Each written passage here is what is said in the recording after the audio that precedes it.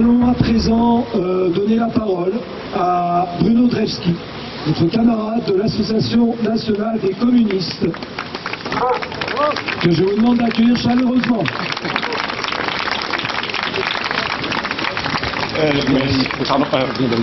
D'accord. Merci camarades, et je tiens à remercier le pôle de Renaissance communiste en France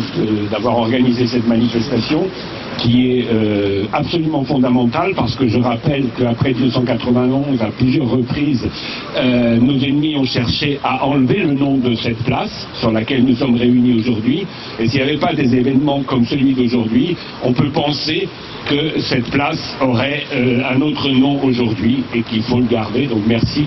aux camarades du pôle de Renaissance communiste d'avoir veillé à ce que cette chose-là ne se passe pas. Bien sûr, si nos ennemis ont cherché à changer le nom de la place ici, c'est parce qu'ils sont à l'offensive depuis 1991 et nous voyons aujourd'hui arriver les vandéristes à cette manifestation, ce qui prouve évidemment que ces gens-là, en dépit des discours qu'on trouve sur les chaînes télé, ne défendent pas la démocratie, parce que s'ils défendaient la démocratie, ils célébreraient Stalingrad. S'ils s'attaquent à la mémoire de Stalingrad, c'est parce qu'ils représentent l'autre camp, celui qui a été battu à Stalingrad. Et donc nous devons être bien conscients de cela, que la lutte d'hier, celle qui a mené à la victoire de Stalingrad et a changé le cours de l'histoire au cours de la Seconde Guerre mondiale, parce qu'effectivement c'est la bataille de Stalingrad qui a donné à tous les peuples d'Europe le courage de croire dans la victoire et de se battre jusqu'au bout pour que l'hydre fasciste soit détruit jusque dans son repère berlinois. Et donc aujourd'hui, quand on voit des tanks léopards au lieu des tigres annoncés en Ukraine, on sait qu'on a affaire au même ennemi.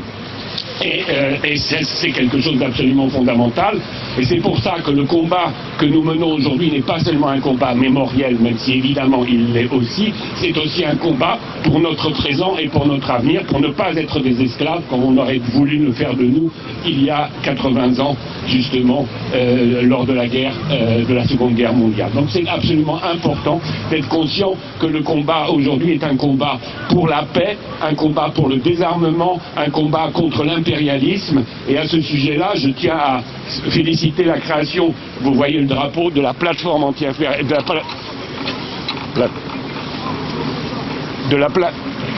de la plateforme mondiale anti-impérialiste auquel appartient et le TRCF et l'ANC,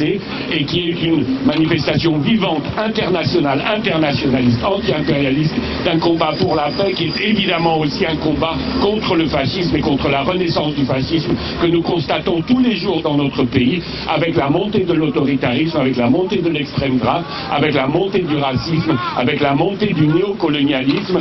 et avec toutes ces maladies qui ont été vaincus il y a